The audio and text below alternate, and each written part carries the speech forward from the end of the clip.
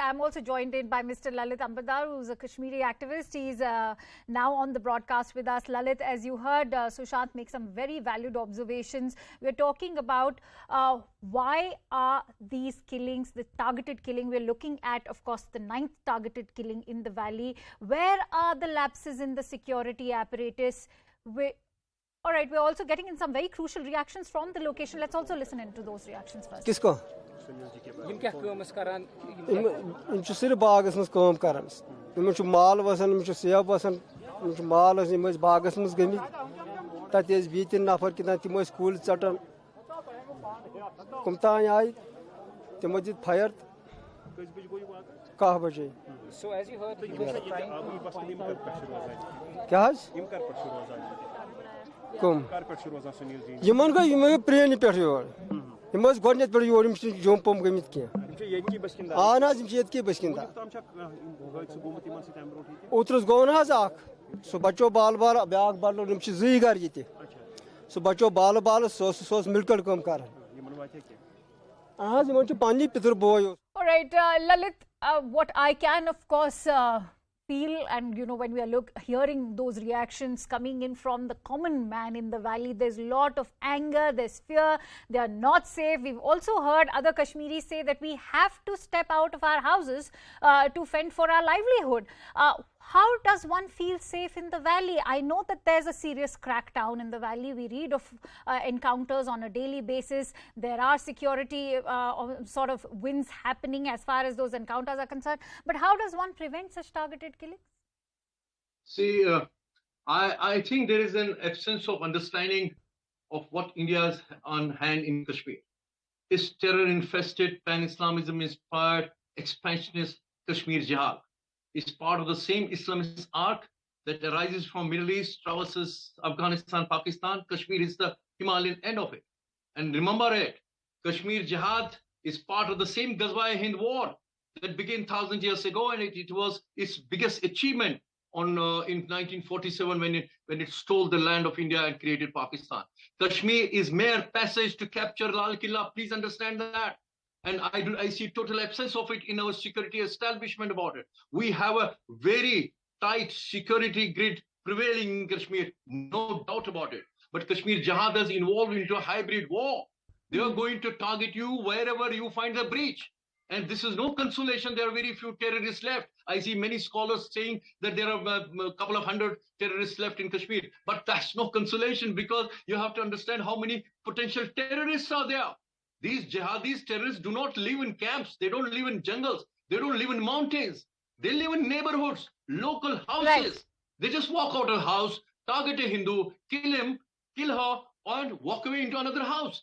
Local society is militarized and Islamo-fascistic. And I repeat, Kashmir Jihad is not just about law and order problem.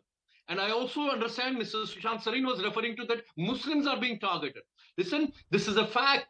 Any Muslim, Kashmiri Muslim, identifying himself, herself with Indian culture or Indian nation will fall for their target, prey, not only because he's a Muslim. No, they consider him as a kafir. That's why he's killed. He's not killed because he's a Muslim. Right. He's equally a kafir for them. Hindus are original kafirs. Kashmiri Hindus were seen and flying tricolor across the valley. That's why we suffered genocide. And by the way, who is killing whom in Afghanistan? Afghan Jihad is killing Muslims, Syria, who is killing whom in Syria? Yemen. So Jihad is also about supremacy and exclusivity of Wahhabi Islam. That's why you have Jihad everywhere else in the world. But that is no balancing act. This Jihad is a civilizational war. India is Jihad's world's worst victim. We have been suffering for the past 1,000 years, but Indian state, Indian nation, Indian psyche is unable to understand it. And Kashmiri Hindus and since you talk about genocide, Indian psyche unable to understand that, that's what I'm going to ask you. How do you weigh in on the politicization that takes place post these targeted killings? As Sushant was rightly pointing out, it's fair enough to raise questions as far as the governance is concerned, as far as the security status is concerned. But how do you weigh in when opposition, or if we look at politicians specifically like Mahmooda Mufti or even say KT Jalil, taking after the government, taking after the Indian army, sending out statements, addressing POK as Azad Kashmir. Even today, when we've seen the condemnation come from Mahbooba Mufti, we've not really seen her condemning the attack. Ma'am, particularly Kashmir-based so-called mainstream is Islamist polity. They are the overground face of Hurriyat or underground jihadists. You know, PDP, so-called mainstream political party of Mahbooba Mufti, they have a political manifesto called Self-Rule.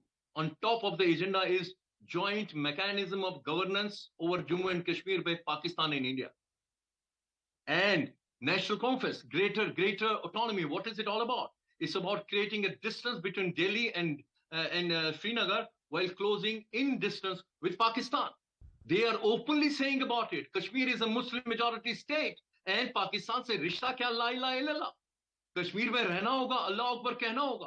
So I am not surprised by the local polity of Kashmir. But what is also prevailing in the rest of India, no one, neither the Kashmiri Islamists, so even including mainstream, never speak a word against Pakistan, never speak a word against a jihadist. They're only targeting central government. It's true, the onus is on the central government, but Kashmir Jihad did not begin in 2014.